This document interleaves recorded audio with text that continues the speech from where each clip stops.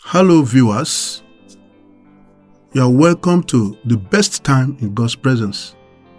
My name is Pastor Dick Udiba. Today we want to examine the topic that says, a Pharisee sought to know Jesus. Our text is taken from the Gospel according to St. John, chapter 3, verse 1. There, we read that a certain man, Nicodemus, a Pharisee, a member of the Jewish ruling council, came to Jesus. When we go through verse 2, he told him his mission, and so on and so forth. But my emphasis is on the fact that a Pharisee came seeking for Jesus. Who are the Pharisees? When we go back through history, we discover that this group called the Pharisees came into light during the intertestament period. The Maccabees fought against Hellenism in order to disallow the Greek people from pushing away Judaism. So these Maccabees produced a group of people called the Hasmoneans. These Hasmoneans, after finishing their war, a group called Pharisees cropped out of this group. And what was their mission? Their mission was to come out clearly and defend Judaism from extinction.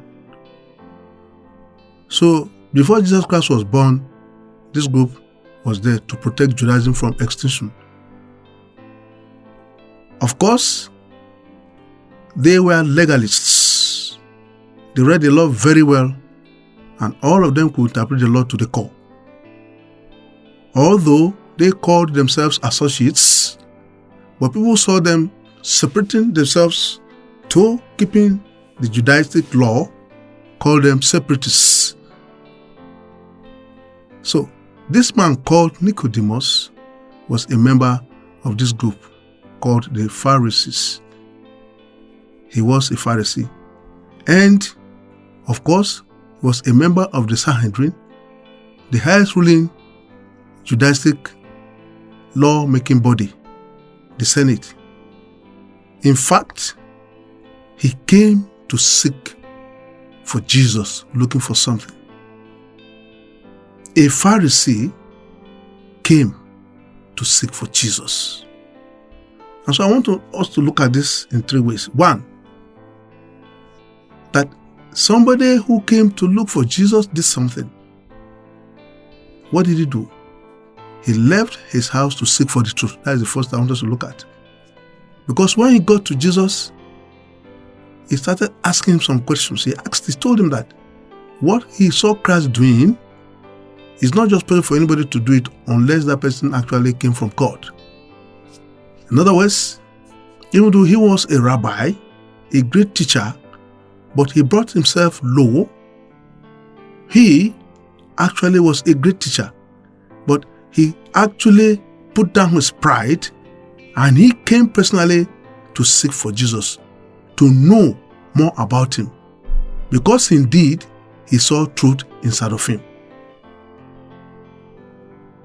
Number two, we saw him listening very well to Jesus when Jesus was giving an explanation concerning what it means for one to be born again and so on and so forth. In fact, it was when Jesus Christ was explaining to him that we knew more about the real purpose of the coming of Christ. Of course, the popular verse that is in chapter 3, verse 16 of that St. John's Gospel, where we heard about for God so loved the world that he gave his only begotten Son, that whosoever believeth in him shall not perish but have everlasting life. That whosoever believeth in him shall not perish but have everlasting life. In fact, it was during this discourse between Jesus and Nicodemus that this issue came up. So he listened very well The third thing he did was he asked questions. He asked questions. Remember, what we want to discuss is a Pharisee, a great man, a great teacher, somebody who was a legalist. Of course, he might be a lawyer. Someone who knew a lot about the law came to seek for Jesus. And he followed these steps. What does that mean to us?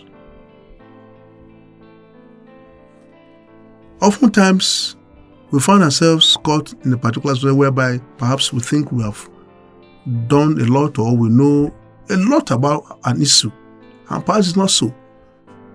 So, it is good for us to do like this man by coming to seek the truth, by listening very well and also asking questions. Somebody like Apostle Paul was a Pharisee also. He said, I am a Pharisee of the Pharisees. In other words, he belonged to this group, but later he separated again himself for Jesus. We have all kinds of Pharisees in Jesus' time. What I mean by that, by their behavior. Some, of course, were really seeking the truth, just like this man called Nicodemus. Other groups, of course, who wanted to show their holiness outside. They could be seen praying anyhow in the public, but not from their heart, to be seen by men. Others wouldn't mind putting their head down like this to walk because they wanted to practice holiness, not looking here and there. Others might even use something like rod to guide themselves. But this man called Nicodemus, his own case was different. He really sought to know Jesus and he saw him. In fact, what really happened there, I'm sure it was happening when he left that day. When Jesus died and Joseph of Arimathea took his body to bury him, we heard about this Nicodemus again. He and Joseph did the burial ceremony. When we look at St. John's Gospel chapter 19, we see the story there. Brothers and sisters, a Pharisee, a great man, a well-knowledgeable man, a legalist, a defender of the law, came to look for Jesus. How many of us today will put down our pride and look for the truth? Even if we can get it from somebody we might call a small boy or whoever. I challenge us today to do like Nicodemus. May God bless us. My name is Pastor Dick Kodiba. I am blessed in Jesus' name.